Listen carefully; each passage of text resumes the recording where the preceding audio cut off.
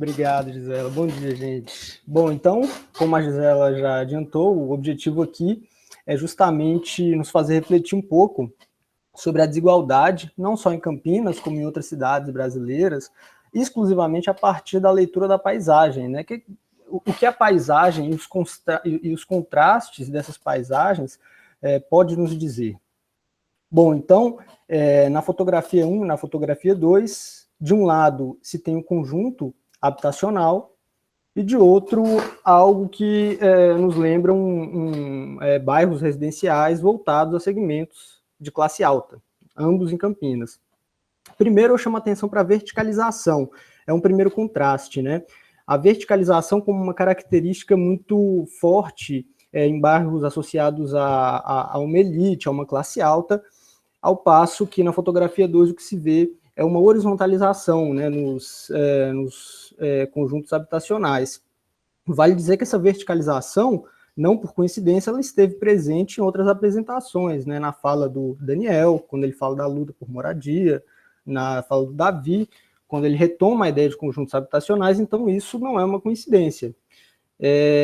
A fotografia 1, ela nos dá a impressão de estar sempre muito bem integrada à cidade, é como se ela fosse bem-vinda na cidade, ao passo que na fotografia 2, o que se vê é um afastamento em relação à cidade.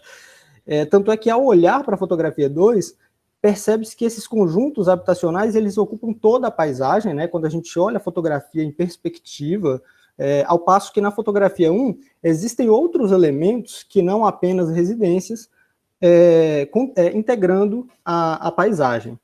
Então, será que esses afastamentos de bairros mais pobres em relação ao restante da cidade, ele é fruto do acaso, ou ele compõe também essa construção histórica de uma cidade muito pautada na exclusão, na segregação?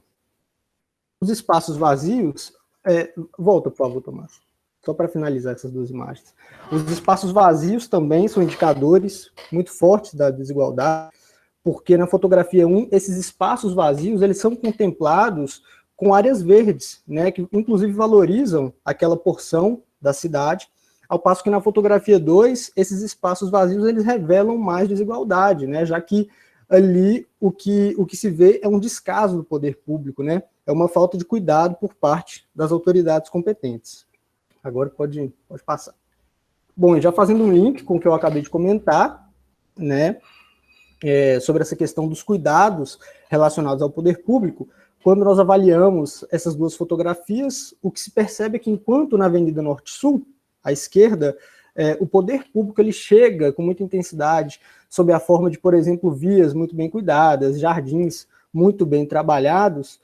Na fotografia 4, que é à direita, existem problemas muito graves, como, por exemplo, a coleta de lixo, que claramente não chega, né? A gente percebe ali um acúmulo de lixo, e que é um problema simples de ser enfrentado pelo poder público, né? Não é difícil que o poder público se articule para dar uma dignidade maior a essas pessoas, ao mesmo tempo que esse problema ele pode ser muito grave para essa comunidade, já que esse acúmulo de lixo pode resultar aí, pode expor aquela comunidade a uma série de doenças. E logo abaixo ali, daquela ponte, mais ou menos onde as pessoas estão, existe um córrego, casas muito próximas a córregos é sempre perigoso, os moradores, claro, que sabem disso, e o poder público sabe também, mas, mais uma vez, o poder público fecha os olhos para essas questões, e, muito embora aqueles moradores saibam dos riscos, né, enchentes, etc., eles não têm uma outra alternativa, né, e isso também nos diz muita coisa. Pode passar. Isso. A falta de alternativa em relação à habitação, né, da foto anterior também está presente aqui na fotografia 5. Perceba que as casas foram todas construídas muito próximas uma das outras, como se aquelas pessoas tivessem que aproveitar ao máximo aquele espaço, e isso é algo muito característico de ocupações em áreas centrais, sobretudo das cidades grandes, né? E além disso, eu também chamo a atenção, né, e o título já é sugestivo, A Liberdade no Ir e Vir, Quando as comunidades são cercadas por prédios luxuosos, né, voltados a uma elite, será que há liberdade de ir e vir daqueles moradores da comunidade? Quando os moradores eles têm que atravessar e circular por bairros residenciais, o que é um direito, né, claro, será que eles são bem-vindos? Para retomar o que a Flávia falou, será que eles são vistos como um incômodo? Quando a Carol fala do pancadão e da lei do pancadão, será que os seus movimentos culturais também são criminalizados? Os seus corpos são criminalizados? Não apenas pela polícia, mas pela própria sociedade? Pode passar, Tomás. Bom, e aqui eu trago a perspectiva do espaço público enquanto lazer também, né? A ideia do ser e ter, que a Gisela falou bastante, que todo mundo tem retomado. Então a gente associa a desigualdade sempre a uma questão habitacional, etc., mas a gente tem que trazer isso porque isso também deveria ser um direito para todos, né? Para alguns desses espaços, eles vêm quase que naturalmente, né? Essas pessoas não lutaram, evidentemente, para ter esse espaço de corrida, esse espaço para atividades esportivas e slide seguinte. Por outro lado, o que se vê aqui é um conjunto de manifestantes, né, que suplicam que o poder público devolva a ciclovia do BRT. Acho a frase que traz a faixa de protesto muito rica, porque ela diz o seguinte: não queremos ciclovia para o rico passear, queremos ciclovia para o pobre trabalhar. Isso diz muito também, né, sobre a desigualdade no Brasil e em Campinas. É uma desigualdade tão latente que, enquanto uns têm direito sobre o espaço público em suas diversas dimensões, né, para o trabalho, para a mobilidade, para a habitação, para outros não é dado o direito de sequer se locomover, ainda que seja para trabalhar. Então, isso é muito forte, né? Essa frase ela é muito impactante. Pode passar, Tomás. Trouxe um exemplo aqui para a gente fugir um pouco de Campinas, né? Como forma de demonstrar que a desigualdade ela é algo estrutural, ela faz parte não só de uma ou outra cidade. Então, eu trouxe um exemplo, né? O caso da comunidade Dona Marta, no Rio de Janeiro.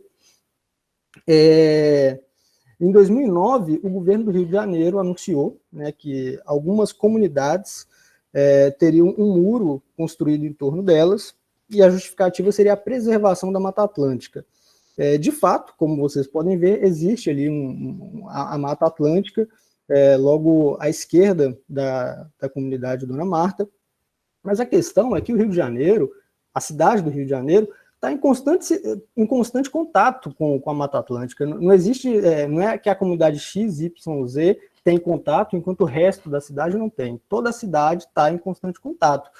E o interessante é que, por mais que esse projeto ele tenha sido anunciado para, salvo engano, 11 comunidades, dentre elas a Dona Marta e a Rocinha, existem bairros residenciais voltados a uma classe média alta que têm contato com essa mata, como, por exemplo, o Botafogo, se eu não me engano, que é demonstrado na fotografia 11, e a gente percebe claramente que não existe muro algum ali. Então, claramente, não é um muro, digamos, ambiental, voltado a uma questão ambiental.